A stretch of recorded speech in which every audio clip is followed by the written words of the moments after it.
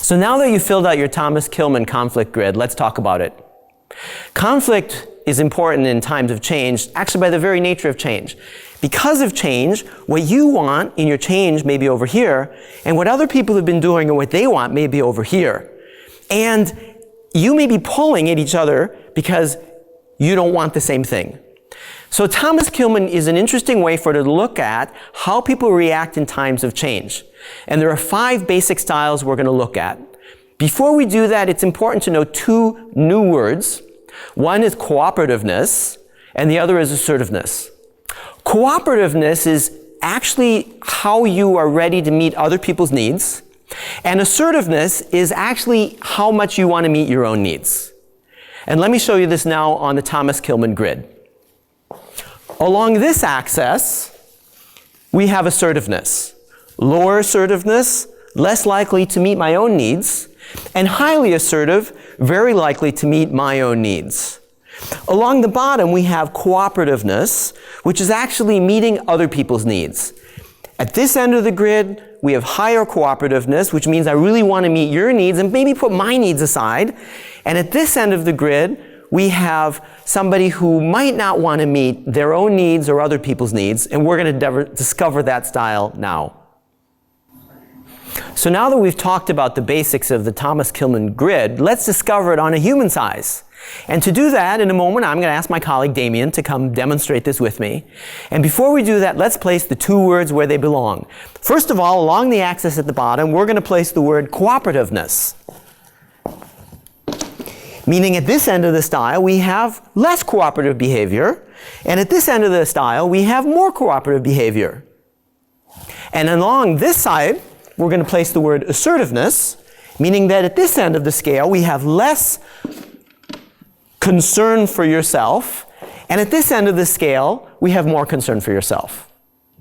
Hey, Robert, what do you think of the change initiative? You call that a change initiative. I tell you what, I'm not ready to roll that out because I say it's not good for our people, it's not good for the company, and you need to go back and figure out what it is you want to do here. I say no to that project, and I say no right now.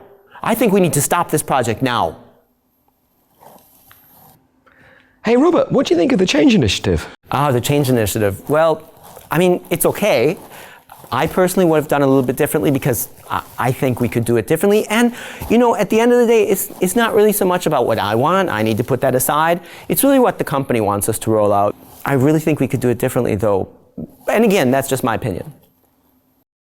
Hey, Robert, what do you think of the change initiative? Wow, I think it's really interesting. I think it's great. And you're kind of an expert on this, aren't you? Well, yeah, a bit of an expert. Well, I tell you what, let's have a team meeting. I was thinking next week we could have everybody around the table and let's take half a day. No, let's take like 5-6 hours so everybody has a chance to share their point of view. Could you do that?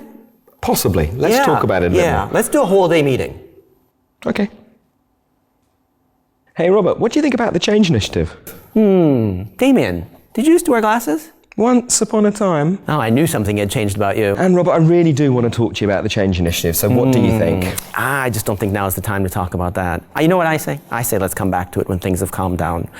Could I get back to you, say, I don't know, the end of next quarter? I mean, now is the time to talk about it. Oof, I don't know. I say let it go. Hey, Robert, what do you think of the change initiative? Interesting. And I was wondering if you got my email, the one I sent you a few minutes ago with some of the stuff we need. Yeah, no, I did, and I particularly liked the resource sharing idea you had, where we had, you know, some of my people doing some of your work. That had some merit in my world. Yeah, and what I say is let's just split this thing 50-50. You'll get part of what you want, I'll take the other thing that I need, and we'll just go down the middle with it. Well, that sounds possible. I'd like to talk it through in a little bit more detail, but in principle, that sounds like a reasonable compromise. Great, let's do that. So Robert, let's take one more tour around this Kilmann grid, and this time I'd just like you to explain to us the pros and cons of each particular style. So we're now in the competing grid. What are the pros and cons? Well, the competing grid is highly assertive, not very cooperative, and the benefit to the competing grid is when you're competing is you get your point across quickly and you tell people what you want. The other benefit is that you can actually protect and stand up for the things that are right and that you think need protecting. The potential downfall of this, though, is if you only ever compete, people may not want to talk to you because they'll see you as a cold jerk that doesn't deserve talking to. Let's go over here, Robert.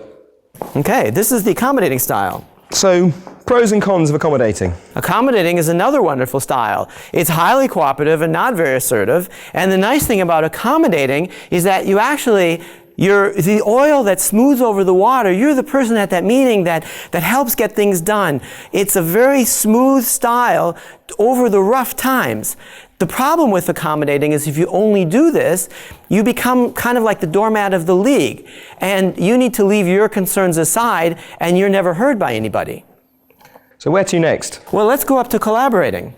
So, same question here. Pros and cons of collaborating. Well, collaborating is highly assertive, highly cooperative, and what you're doing up here is you're actually taking the time to hear from everybody, and the benefit is that people are heard.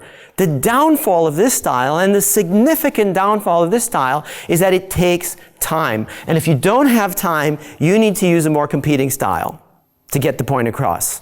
So why don't we go over to this one over here, which I know is the avoiding style.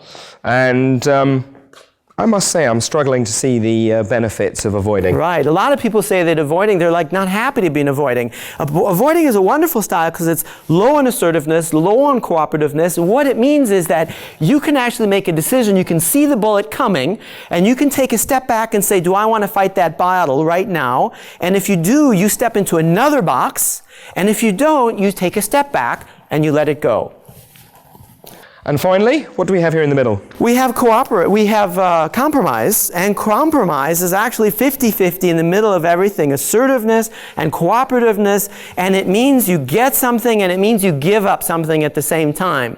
And this benefit here is you can do that. The problem, though, is if you only do compromise, you're going to look like, let's make a deal, gamesmanship. I gave you this, you gave me that, now it's time for this. So you're going to want to do this and know that you need to use some of the other styles as well. The other benefit to this style is you're only one step away from all the other boxes. So you can always adapt to everything else. And that's Thomas Kilmann. Thank you.